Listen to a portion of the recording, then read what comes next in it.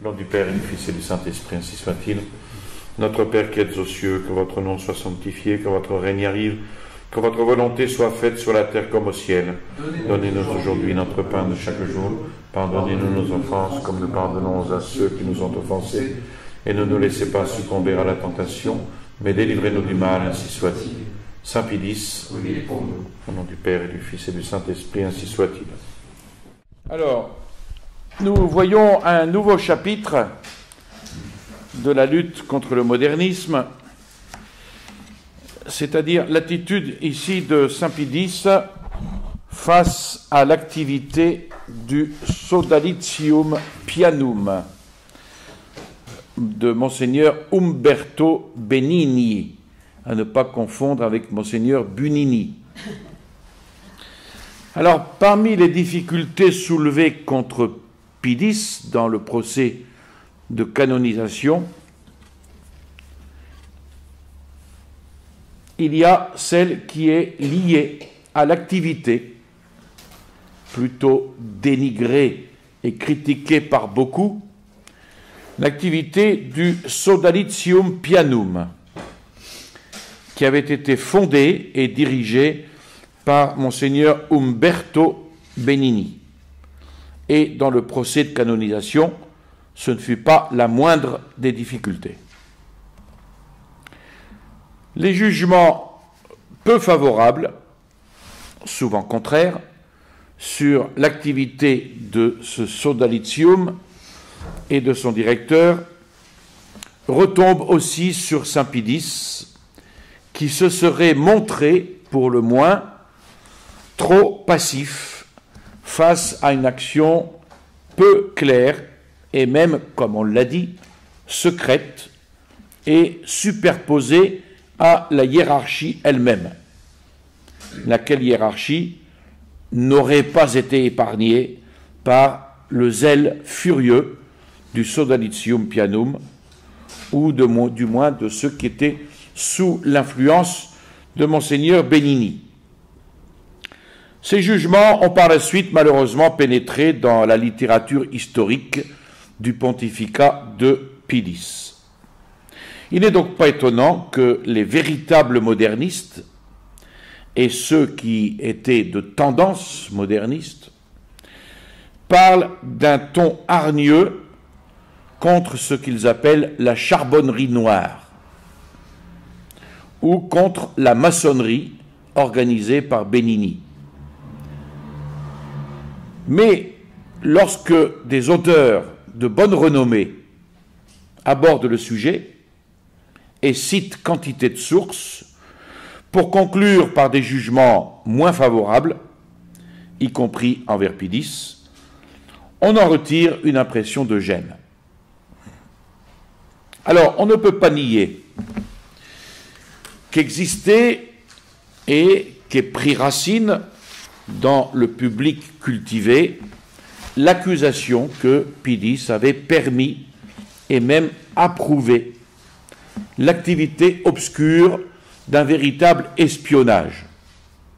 Espionnage ourdi par Monseigneur Benigni et mis en œuvre par l'intermédiaire du Sodalitium Pianum, à caractère secret avec des centres d'information un peu partout.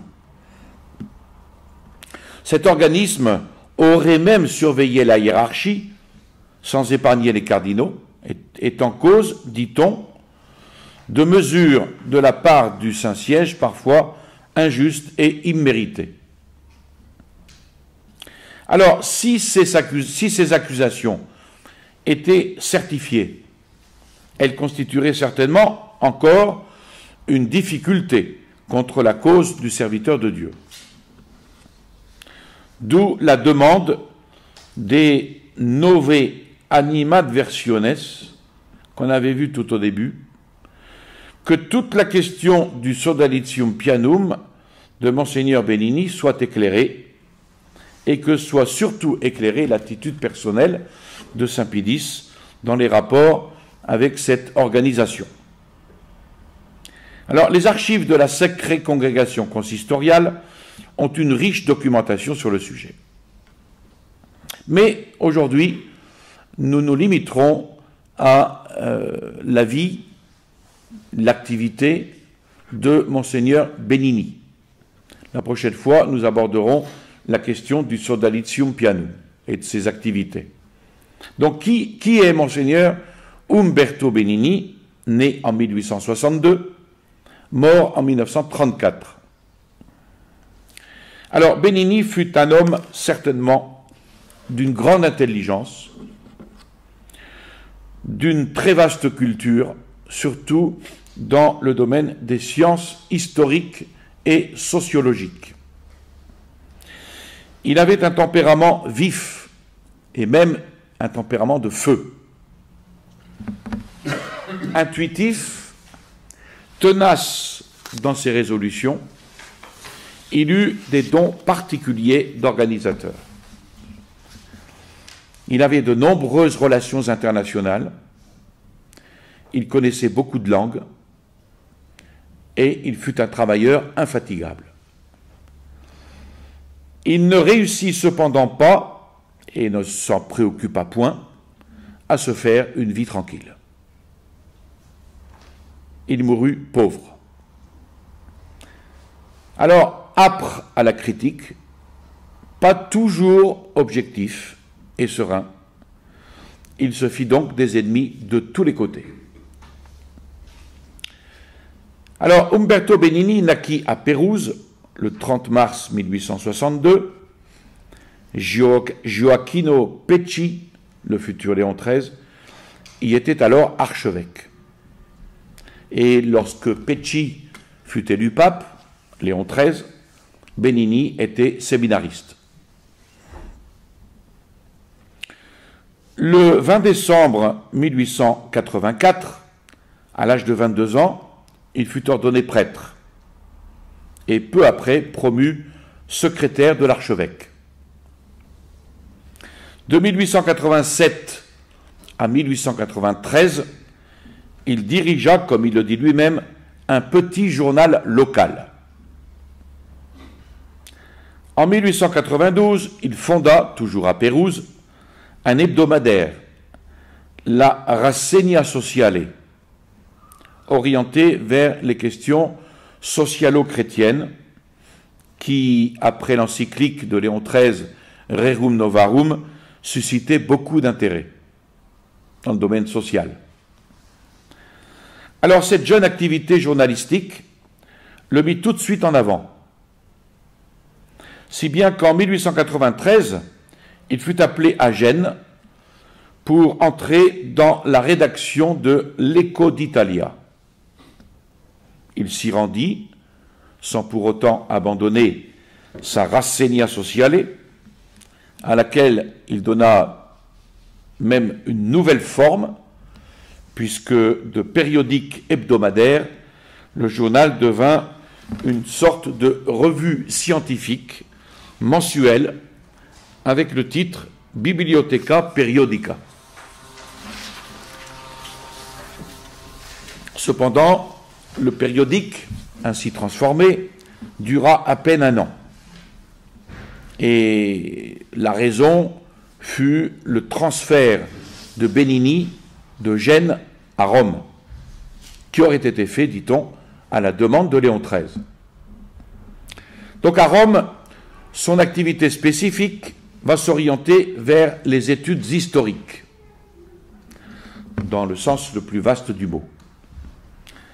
Pendant un certain temps, il va être chargé de la Bibliothèque Vaticane et il va aller cependant, pendant plusieurs années, à Berlin. Pourquoi? Pour se perfectionner dans les études historiques et pour connaître la situation sociale de l'Allemagne. Et il publia pendant ces années-là certaines de ses études, notamment les miscellanées d'histoire ecclésiastique. Miscellanée, ça veut dire un recueil, en 4 volumes,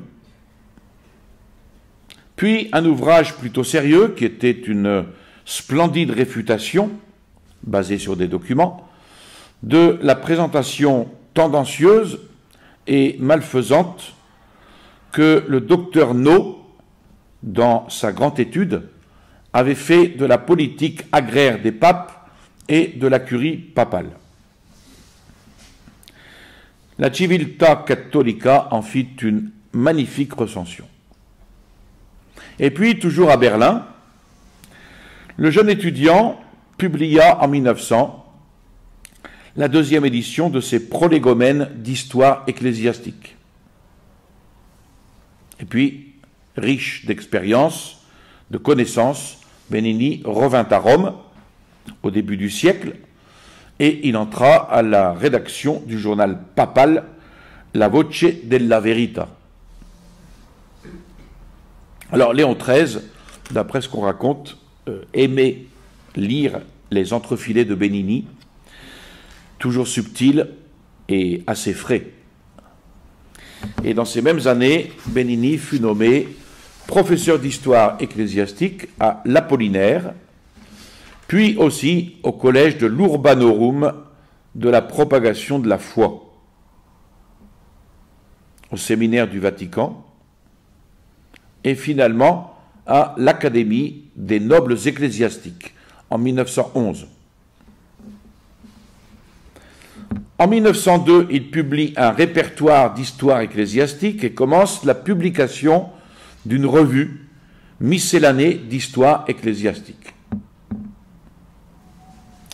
Il reçut une haute approbation de son activité professionnelle le 28 novembre 1902 avec sa nomination de membre de la commission historico-liturgique instituée par Léon XIII au sein de la Sacrée Congrégation des Rites, dans laquelle il devint le collègue d'hommes comme Duchesne, Wilper, Herle et Mercati.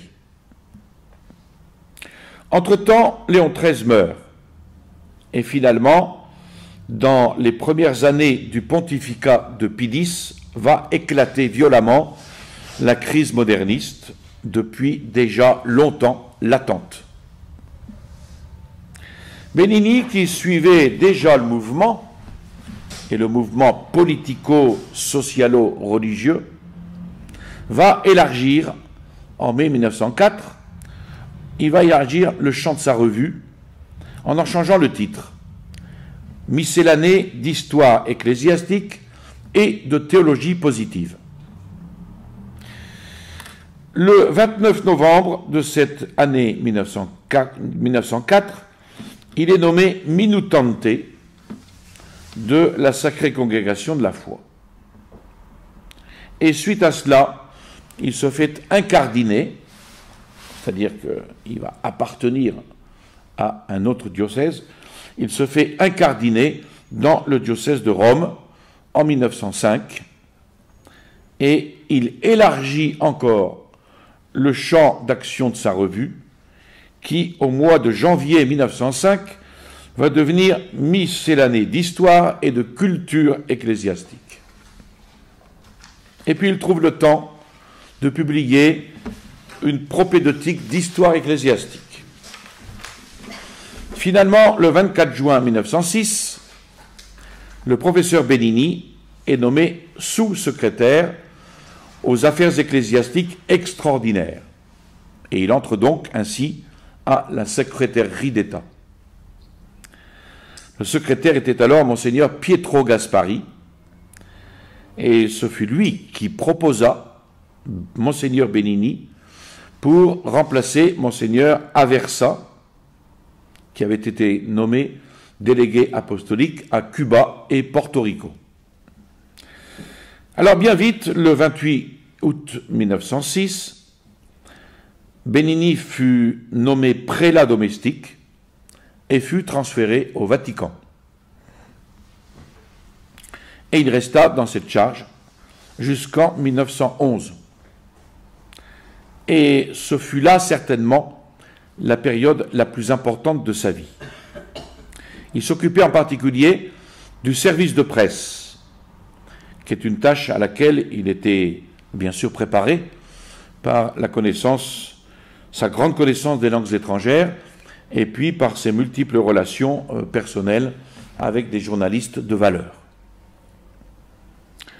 D'autre part, sa position, évidemment, va lui conférer un nouveau prestige en lui offrant, en outre, la possibilité d'élargir le rayon de son activité, comme si il était inactif.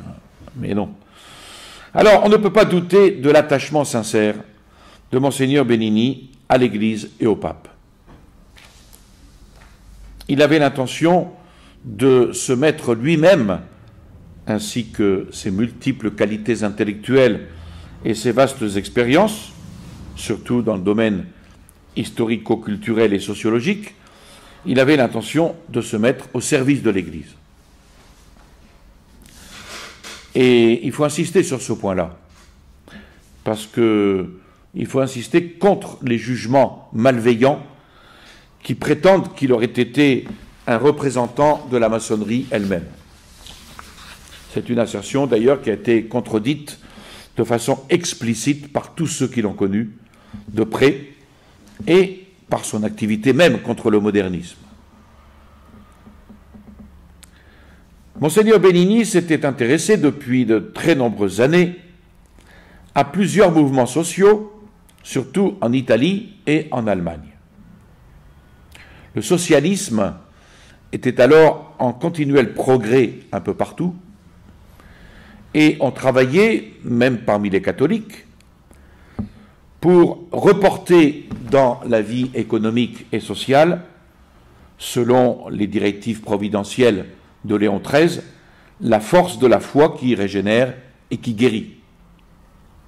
Et tout ceci comme un obstacle au socialisme. Alors Benigni s'était rendu compte combien et comment ces mouvements sociaux étaient liés à la politique et aux partis politiques.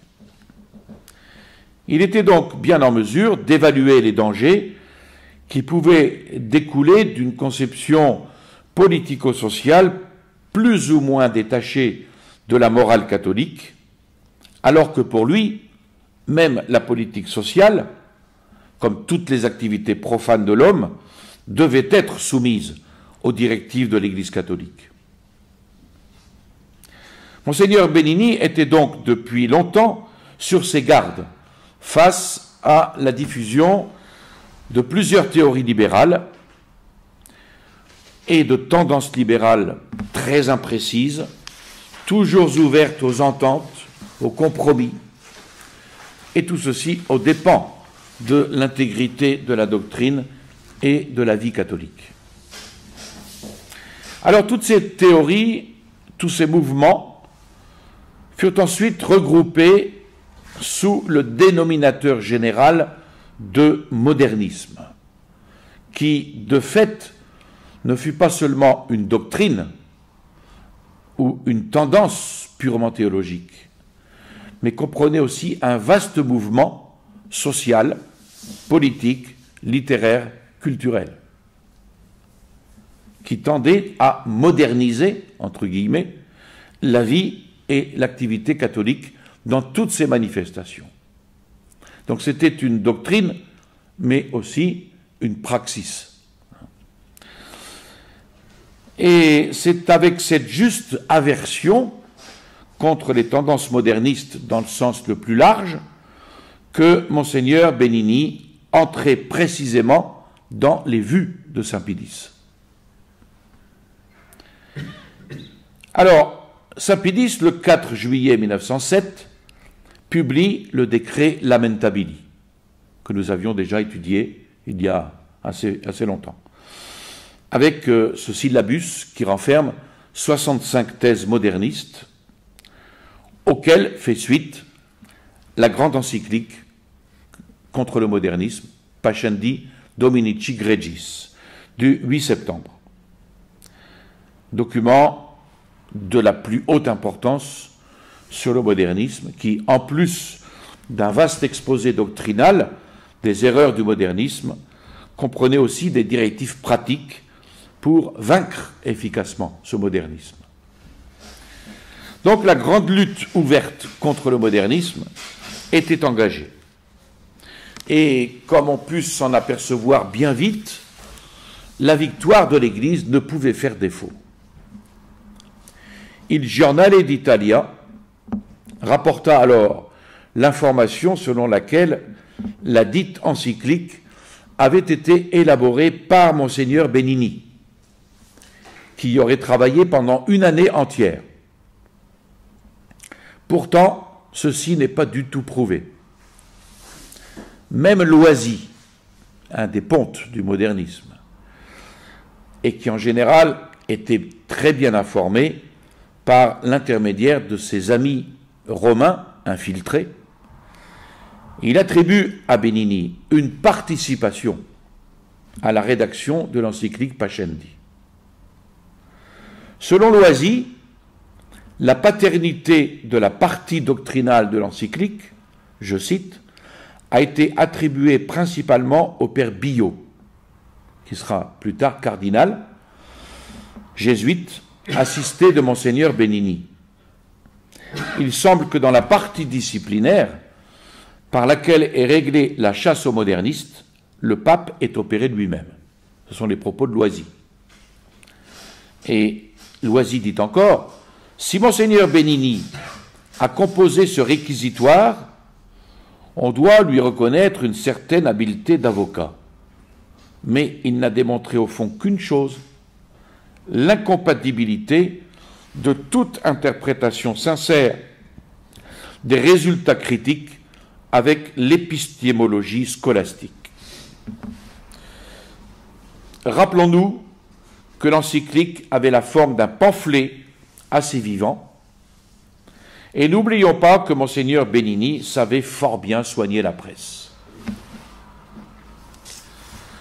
Donc, apparaît, par contre, plus vraisemblable, l'information selon laquelle Monseigneur Benini aurait préparé efficacement le terrain pour les documents pontificaux concernant le modernisme, avec une préparation avisée de la presse catholique mondiale.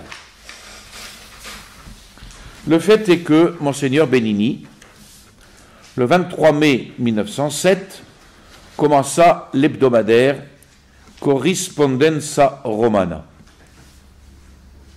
alors qu'avec le numéro de juillet-août de la même année, il annonçait la fin de la Miscellanea d'Historia Ecclesiastica, à cause, comme il déclare dans son congé, à cause d'occupations absorbantes, et pour pouvoir s'appliquer à sa monumentale histoire sociale de l'Église, dont le premier volume vit le jour justement en 1907. L'œuvre demeura d'ailleurs incomplète, puisque le dernier volume sortit en 1933.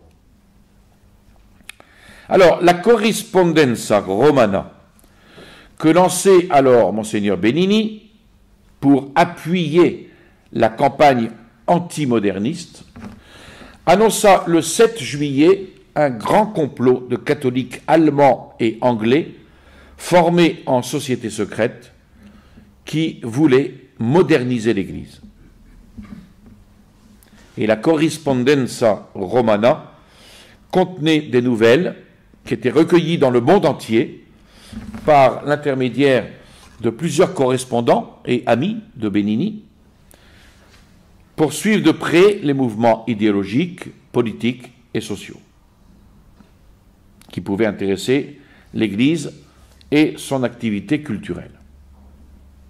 Donc ici débute ce qui devait être ensuite le Sodalitium Pianum. L'année 1907 se termina avec l'allocution célèbre de Pie X au Sacré Collège du 16 décembre 1907, dans laquelle le pape parle avec une grande insistance contre le grave mal du modernisme et ses divers moyens, ses différentes formes, même cachées, de pénétration et d'infiltration. Et à la fin de cette allocution, le pape va élever certains personnages illustres à la pourpre sacrée, parmi lesquels se trouve aussi le secrétaire aux affaires extraordinaires, Monseigneur Pietro Gaspari. supérieur immédiat de Benini, et fut appelé à la place de Monseigneur Gaspari, le 18 mars 1908, Monseigneur Raffaello Scapinellino Deleghigno. Alors, au début de l'année 1908, l'Osservatore Romano du 10 novembre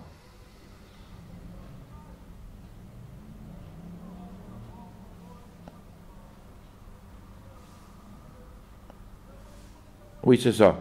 Au début de l'année 1908, l'Osservatore Romano du 10 ou 11 janvier de cette année-là publia un article important fournissant des documents sur la tactique générale et les divers déguisements du modernisme pour s'insinuer insidieusement dans les rangs catholiques. Tactique qui semblait indiquer une sorte de conspiration commune de ses adeptes. À la fin d'octobre, il y eut la fameuse dénonciation des modernistes romains faite par le père Gustavo Verdesi dans les mains du père Bricarelli de la Civiltà Cattolica, dénonciation qui devait avoir par la suite de lourdes conséquences. À peu près à la même époque, il y eut les débuts du Sodalitium Pianum en tant qu'organisation, et le père Verdesi en fut le premier secrétaire. Ensuite, en 1909, début 1909, la Corrispondenza Romana change son titre en Correspondance de Rome pour en faciliter la diffusion.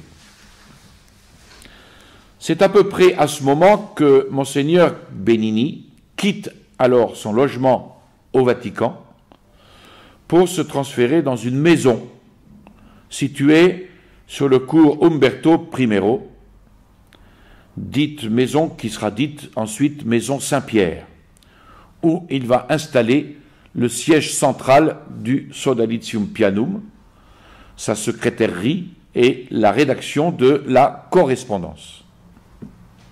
Alors, on ne sait pas quelle a été la raison de ce changement d'habitation de Monseigneur Benini, alors qu'il continuait à être sous-secrétaire aux affaires ecclésiastiques.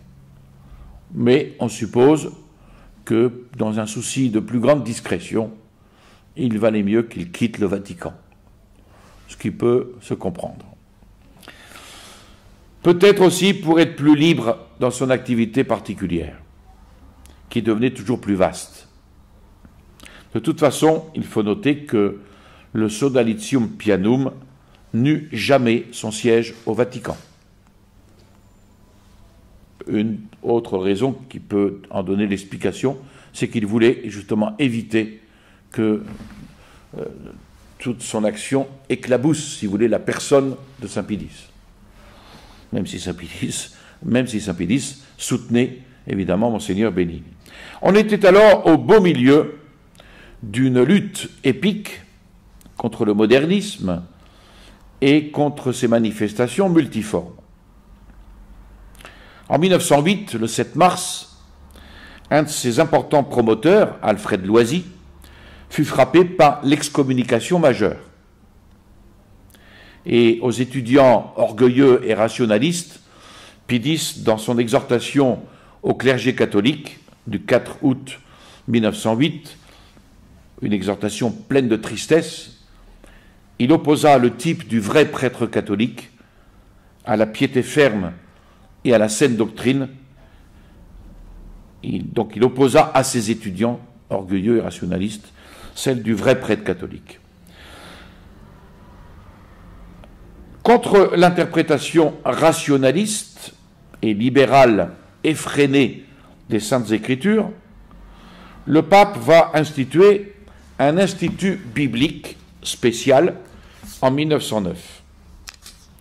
Et puis, dans les encycliques écrites à l'occasion du centenaire de Saint Anselme en 1909 et de Saint Charles Borromée en 1910, il va insister de nouveau fortement sur les équivoques dangereuses des modernistes et des modernisants, entre guillemets, c'est-à-dire ceux qui ont des tendances modernistes, sans s'occuper aucunement des cris violents de ses adversaires, qui se servirent certaines fois des gouvernements pour mettre en scène leurs protestations contre Rome.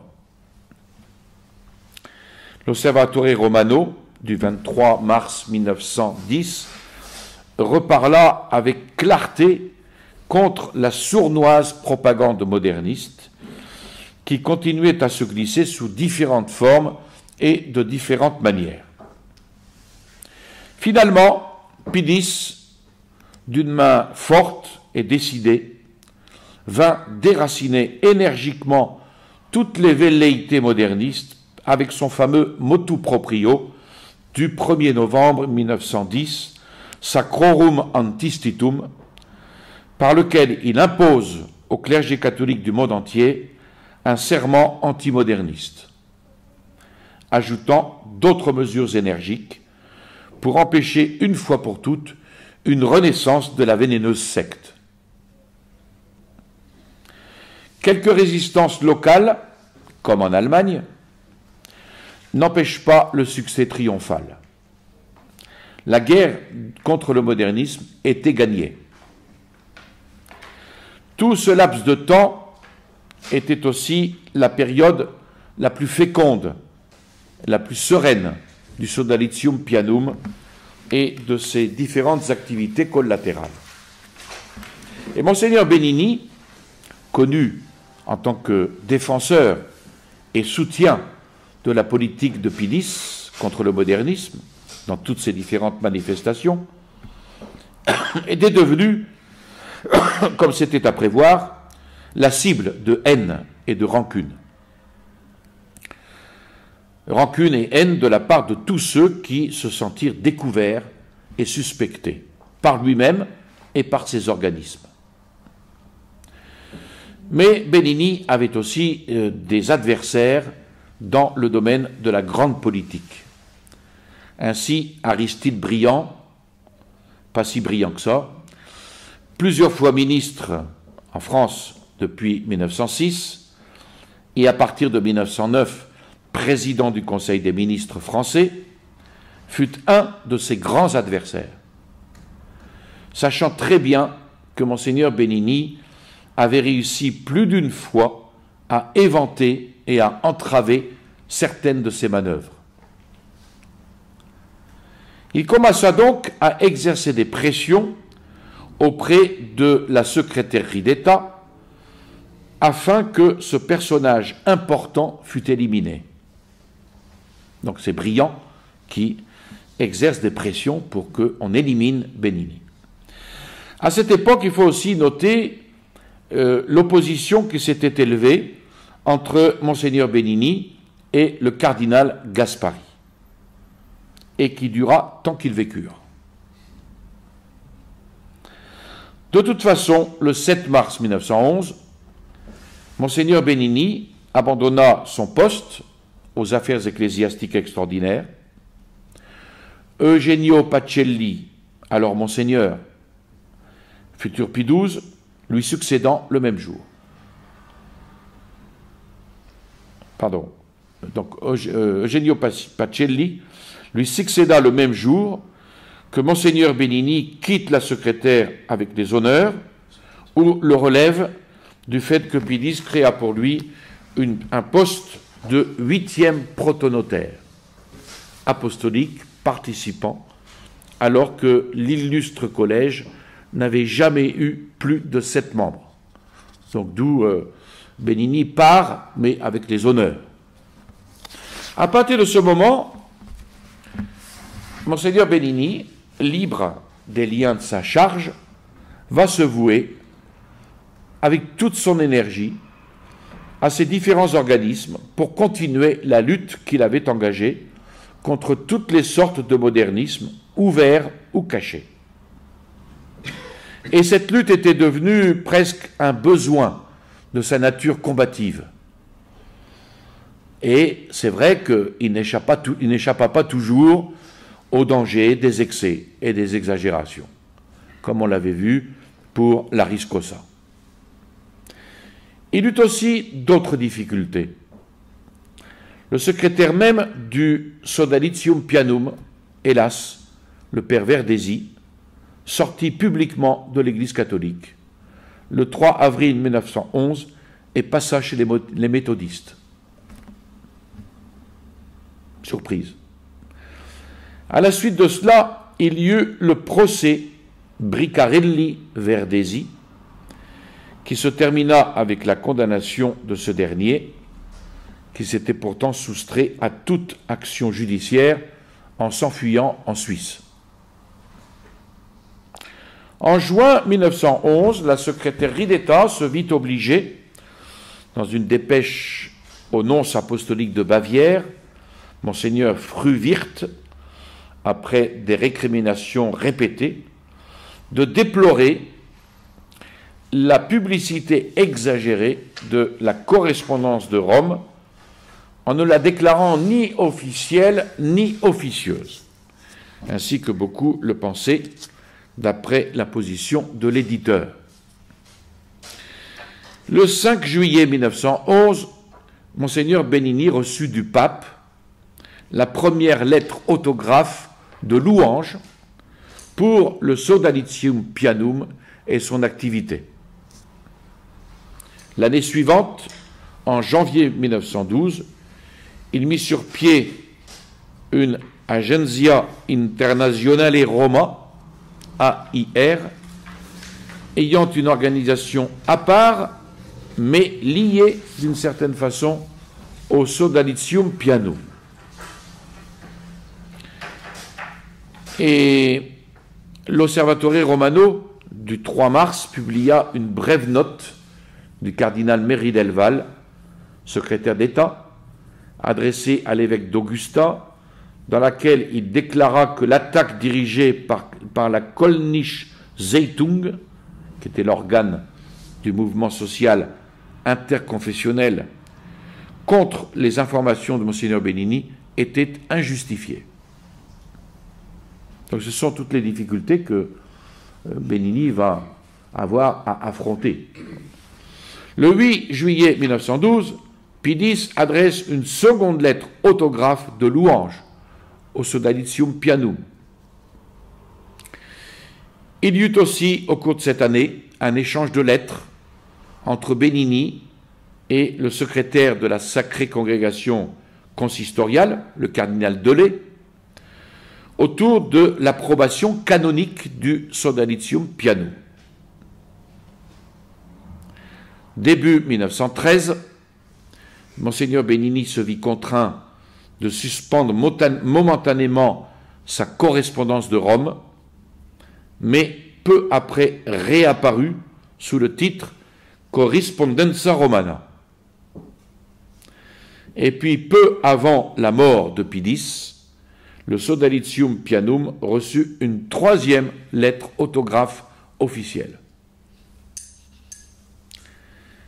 Alors, dès la mort du pape Saint Pidis, Benini s'empressa de déclarer le Sodalitium Pianum dissous,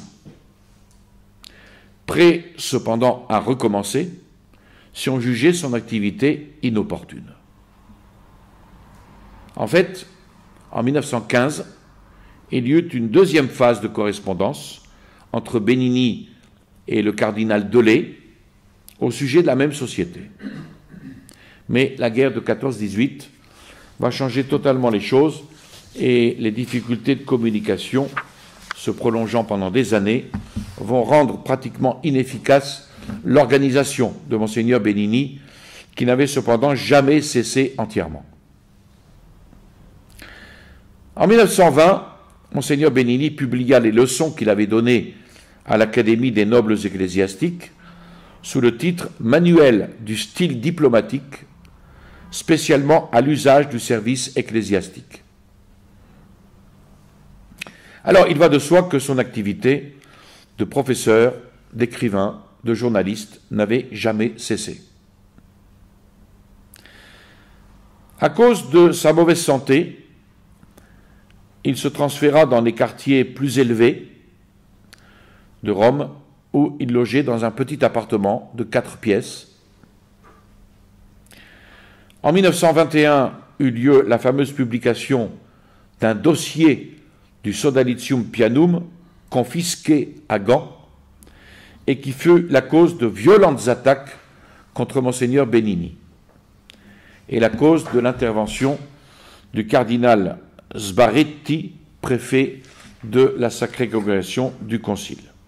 Et il s'ensuivit, en date du 25 novembre 1921, la dissolution définitive du Sodalitium Pianum, donc sous Pie XI. Monseigneur Benini, malgré cela, ne cessa pas de travailler pour la bonne cause, parce qu'il était convaincu.